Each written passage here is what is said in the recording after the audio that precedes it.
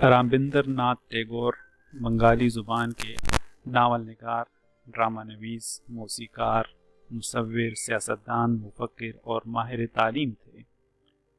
وہ ایک خاص طرز زندگی اختیار کرنے والی شخصیت تھے۔ قابلی والا ان کی خوبصورت اور دل کو چھو لینے والی تخلیق ہے۔ جن کے سینے میں گداز دل ہے وہی اس تحریر کی قدر و قیمت جان سکتے ہیں۔ قابلی والا: میری بیٹی مینی تھی تو صرف 5 برس کی، مگر ایک لمحے کو بھی خاموش نہیں رہ سکتی تھی۔ دنیا میں قدم رکھنے کے بعد صرف 12 مہینے میں اس نے بات کرنا سیکھ لیا۔ پھر تو جب تک وہ جاگتی رہتی دم بھر کو اس کی زبان نہ رکتی۔ اس کی ماں کبھی کبھی ڈانٹ ڈپٹ کر اسے چپ کرا دیتی، مگر یہ مجھ سے کیوں کر ہوتا؟ میرے خیال میں مینی کی خاموشی ایک غیر فطری بات تھی جسے میں زیادہ دیر تک برداشت نہ کر سکتا تھا۔ یوں میری اور اس کی پہروں دل کھول کر باتیں ہوا کرتی۔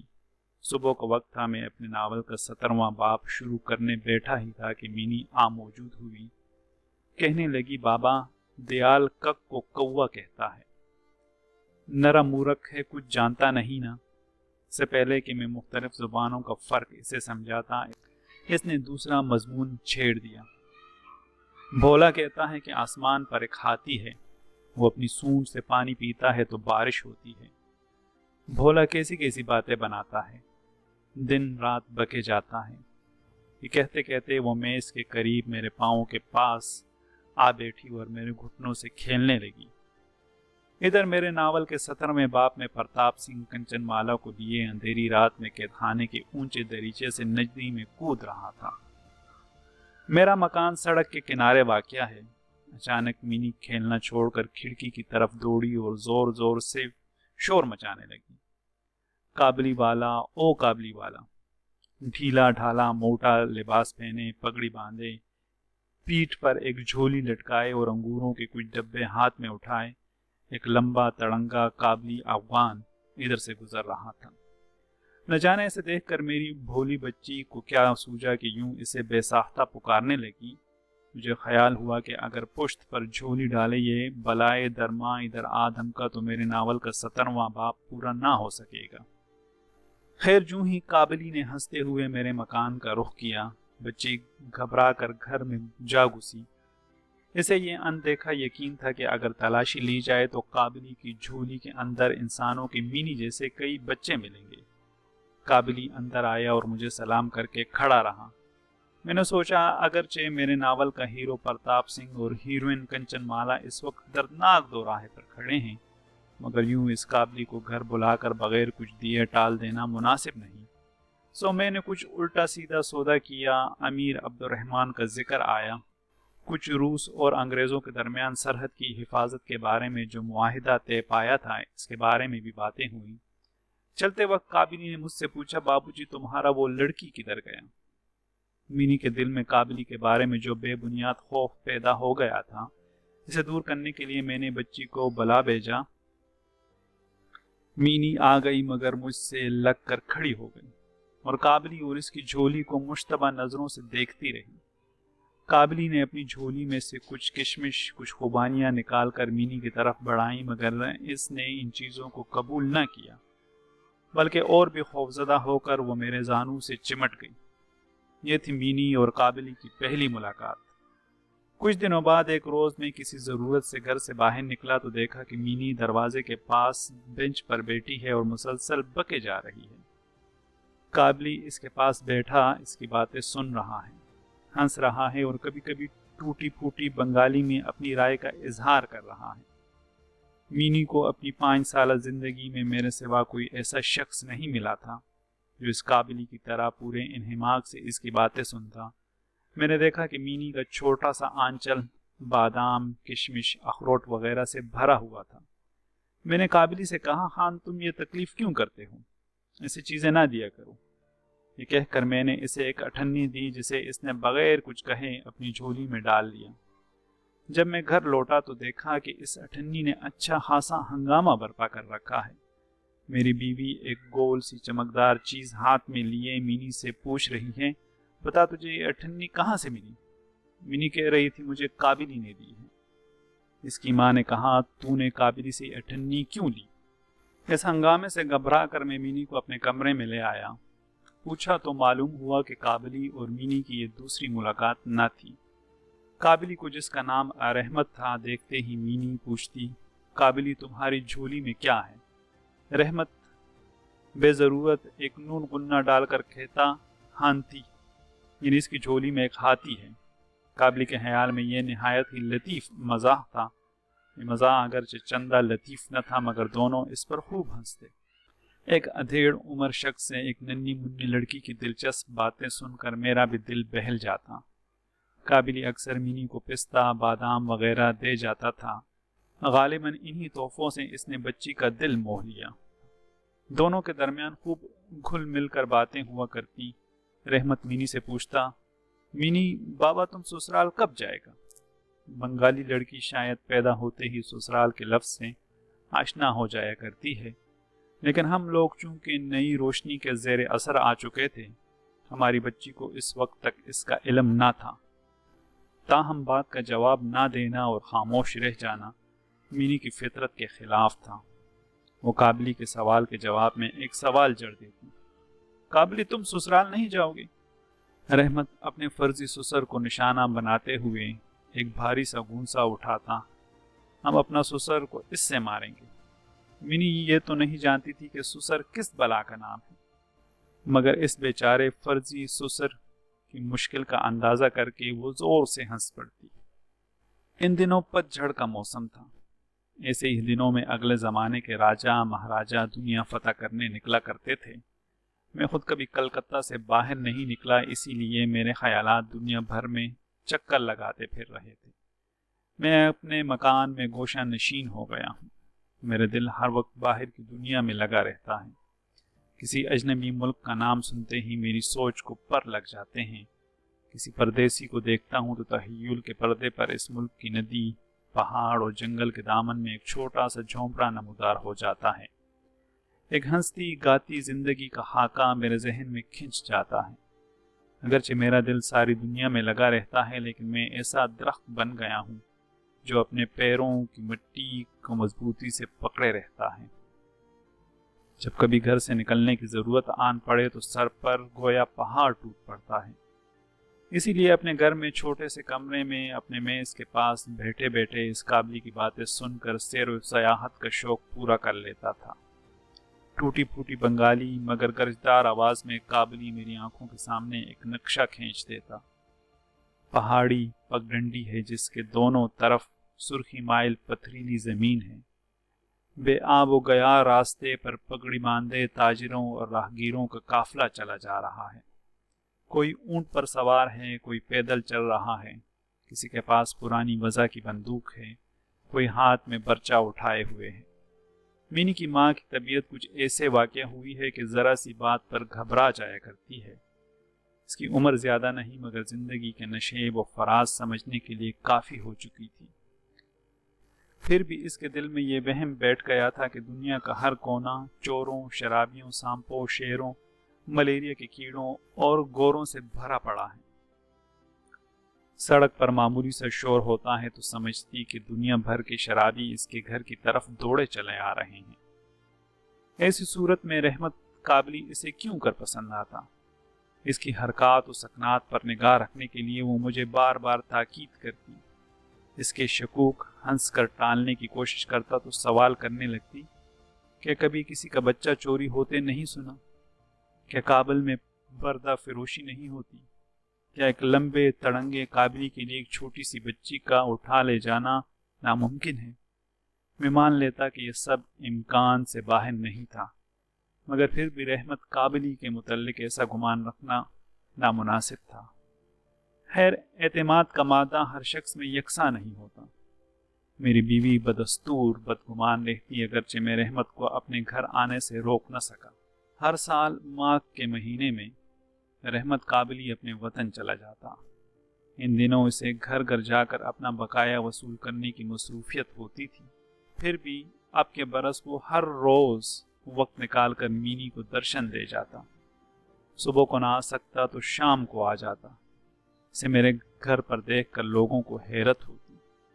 ढीली ढाली पोशाक पहने, झूली लटकाए इस लंबे तड़ंगे शख्स को अंधेरी कोठरी के एक कोने में बैठा देखकर दिल में कुछ खटका तो होता, मगर जूं ही मीनी काबली वाला पुकारती, खिलखिलाती हुई दौड़ती हुई चली आती और दोनों में मजाक की जानी बूझी बातें शुरू हो जाती तो देखने वालों को कदरे इत्मीनान हो जाता।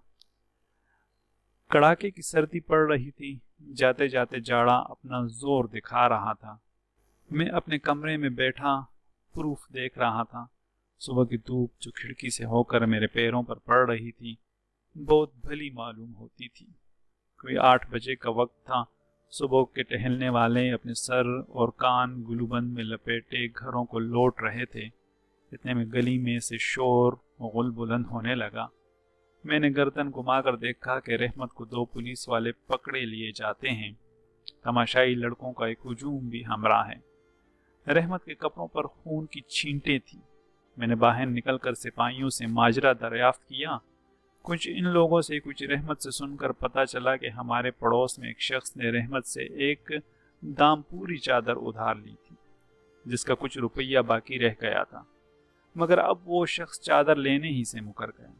इसे तकरार में बात बढ़ गई और रहमत ने इसे छुरा मार दिया। रहमत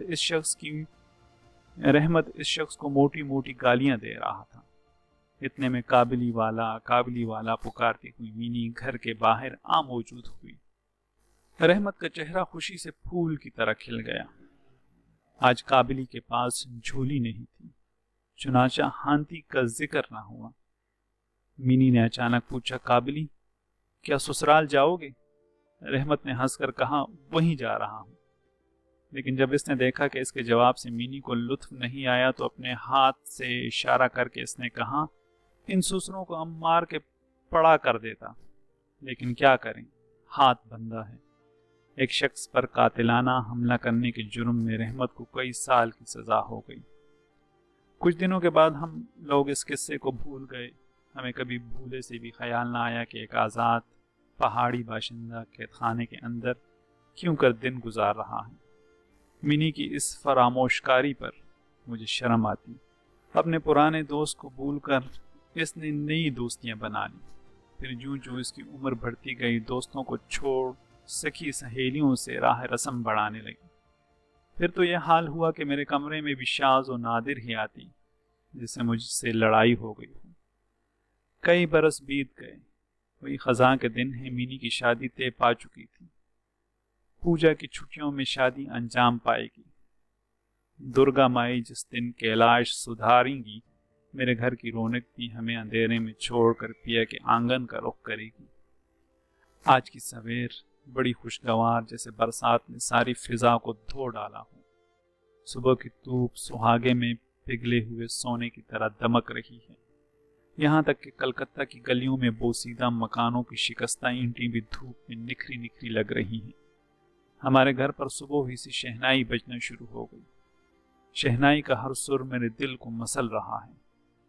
मालूम होता है कि आने वाली जुदाई का ख्याल मेरे दिल को जो दुख दे रहा है, भेरवी का रंग इसे धूप की चादर की सूरत में सारी दुनिया में फैला रहा है। अंगनाई में शामियाना तानने के लिए बांस की खूंटियां गाड़ी जा रही हैं। बरामदे में फानूस लटकाने के लिए ठक ठक हो रही है। लोगों के आने जाने और हांग पुकार में कान पड़ी आवाज सुनाई नहीं देती। मैं अपने दफ्तर में बैठा अखराजात का हिसाब लिख रहा हूँ।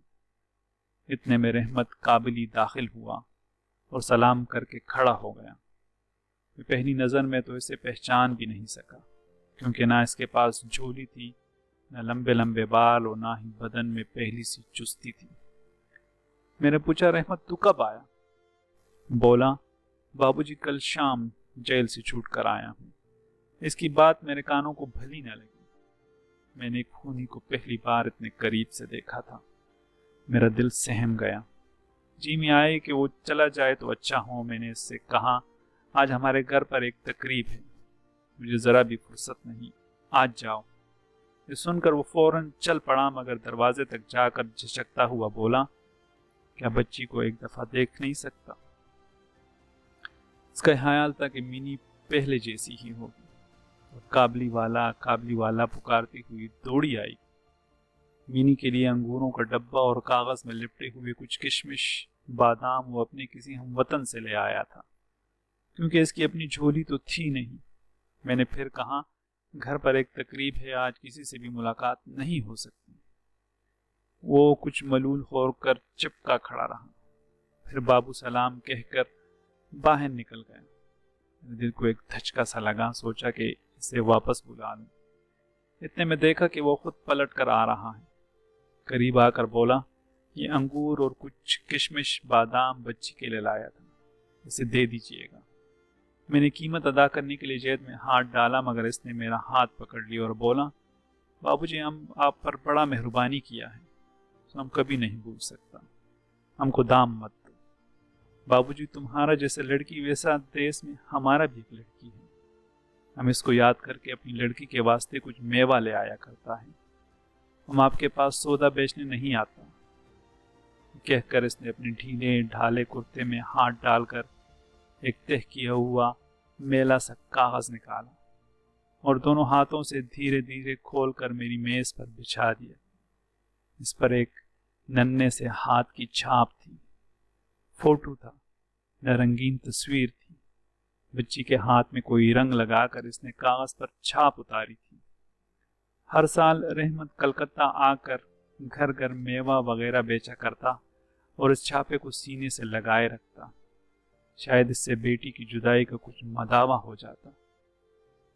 چھاپ کو دیکھ کر میری آنکھوں میں آنسو آ گئے۔ میرے اور اس کے درمیان میں کوئی فرق نہ رہا۔ میں بھول گیا کہ وہ ایک قابلی میوہ فروش ہے اور میں ایک معزز بنگالی ہوں۔ میں نے محسوس کیا کہ میری ہی طرح وہ بھی ایک بچی کا باپ ہے۔ دور دیس کی بیٹی کے ہاتھ کی چھاپ مجھے اپنی مینی کی یاد دلا گئی۔ میں نے فوراً اسے اندر سے بلا بھیجا اور عورتوں نے اعتراض کرنا چاہا، مگر میں نے ایک نہ سنی۔ لال ریشمی ساڑی پہنے، پیشانی پر چندن کی لکیریں، دلہن کے لباس میں شرماتی لجاتی مینی میرے نزدیک آ کر کھڑی ہو گئی۔ قابلی اسے دیکھ کر ہچکچا گیا اور پرانی طرز پر باتیں نہ کر سکا۔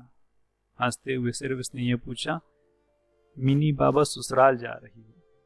مینی پہلے کی طرح رحمت کو جواب نہ دے سکی اور شرما کر منہ پھیر لیا۔ جو وہ دن یاد آ گیا جب قابلی کے ساتھ مینی کی پہلی ملاقات ہوئی تھی۔ میرا دل کروٹیں لینے لگا۔ مینی کے واپس جانے کے بعد رحمت ایک ٹھنڈی سانس لے کر زمین پر بیٹھ گیا۔ غالباً اسے احساس ہو گیا تھا کہ اس کی اپنی لڑکی بھی اتنے دنوں میں مینی کی طرح سیانی ہو چکی ہوگی اور اس سے نئی طرح سے بات چیت کرنی پڑے گی۔ نہیں معلوم 8 سال کے عرصے میں اس پر کیا گزری ہوگی۔ صبح کی خوشگوار دھوپ میں شہنائی بج رہی تھی اور رحمت خاموش بیٹھا تھا۔ میں نے اسے ایک نوٹ دیا اور کہا، رحمت اپنی لڑکی کے پاس جاؤ، تم باپ بیٹی کے ملنے سے میری مینی کی شادی میں برکت ہوگی۔ اس نوٹ کے دینے سے مجھے شادی کے ساز و سامان میں کس قدر کمی کرنا پڑی۔ میں نے بجلیوں کی بتیوں کی تعداد گھٹا دی اور بینڈ باجا بھی نہ منگایا۔ اس سے عورتوں کو بہت ملال ہوا، مگر مجھے ایسی خوشی نصیب ہوئی جو شاید دنیا کے سارے ساز و سامان اکٹھا کر کے بھی نہ ہوتی۔